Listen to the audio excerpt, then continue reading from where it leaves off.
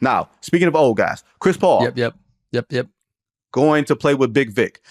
Is Chris Paul going there to tell Big Vic, don't go into that strip club? Go home and work out. Can you imagine Big Vic looking all the way down and having to take orders from Chris Paul? Now that you're bringing strip clubs into it, can we stop calling it Big Vic, Vinny? That's a little... Okay, Big Slim. I'm sorry. That's a good point. Good point. Big Slim is the official name of Victor Wembanyama on this podcast. But, I mean, this is a lot of teams toward the end of Chris Paul's career. He, was due $30 million from the Warriors, just as a reset. They could not come to agreement on some type of home for Chris Paul. He wanted to collect his money. They couldn't find a trade. They couldn't find a home for him. So they, outright, released him. And he goes and signs for 1 year and $11 million with the San Antonio Spurs. And we've been talking about, hey, who's Big Vic going to get to play with him? He got old ass Chris Paul. I like it. I don't know how you feel. Chris had more good moments with the Warriors than people are giving him credit for last season. That second unit was really steadied in a way that it certainly hadn't been with young Jordan Poole in that position the year before.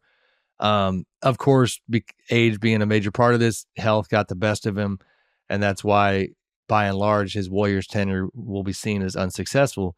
But I like it for a couple of reasons. You're right. I mean, Chris Paul late in his career has just become a little bit of a mercenary, just jumping around, not always by his own choice, obviously.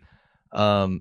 This one feels right because it's got a lot of upside when it comes to the Chris Paul optics. Like the bar for success, it's a little bit similar to what he had in Oklahoma City. I was thinking that, moved there. And people always forget, man, he does deserve a lot of credit for this. Chris goes to OKC, and everybody assumed that the first thing he would do is push his way out.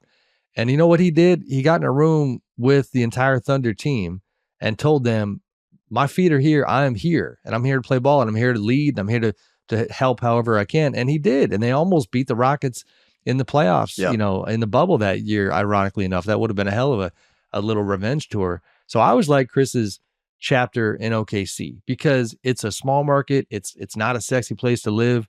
And he just made it work. You know what I mean? So it's got a lot of themes that are somewhat similar now to San Antonio. Not glamorous, but certainly a storied franchise. And honestly, like part of what makes me happy about this is that I have not enjoyed the late tenure of Gregg Popovich in San Antonio. You have a lot of days where you just feel like, I don't know, man, he deserves every dollar. He got another bag recently, but last season, some of the vibe around the team just kind of made you wonder, is he still the same guy? Is he still locked in? Is he the best coach for Wemby? If I'm being honest with you, there was some question, I think, about, we talk about timelines all the time. Like coaches and players don't need to be, within the same decade or two, but you're looking at this 50-year gap between these humans and just kind of wondering, like, can they connect? Yeah. Chris Paul, I think, is actually going to help. Yeah, I think he bridges the gap. Now, Victor, by all accounts, is not the kind of guy that you really need to talk too much about staying locked in. He seems just incredibly mature for his age, but I'm sure there's plenty of wisdom that he can pick up from Chris. I hope for Chris's sake and the Spurs' sake that Chris is able to stay healthy enough to make an impact.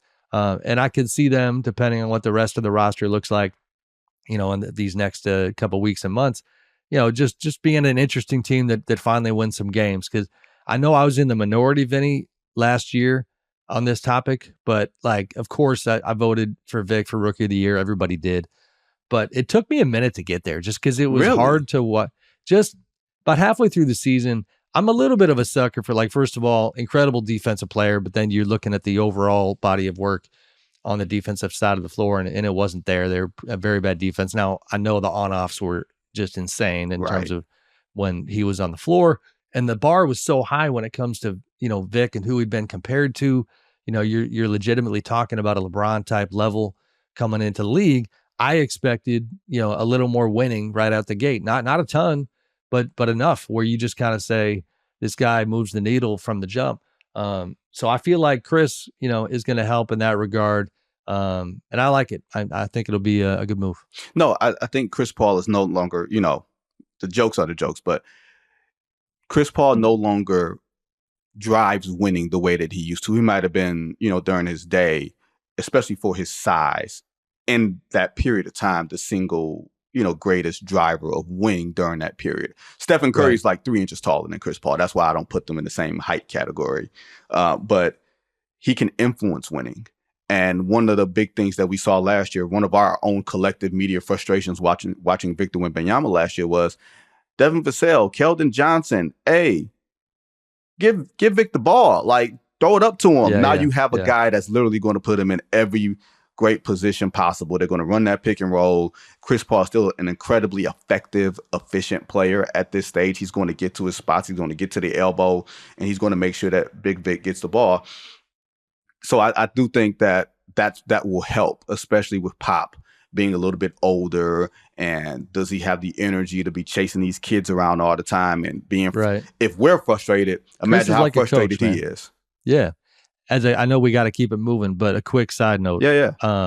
I think from a culture standpoint, the Spurs need somebody like Chris. They really do. That locker room, and I'm going to share a story that maybe the Spurs wouldn't want me to share, but media-wise last year, the Spurs were really challenging. You know what I mean? And specifically, it was so much hype on Victor that a lot of his teammates struggled with the idea that the vast majority of the time that you are interviewed by reporters, you're going to be asked about Victor.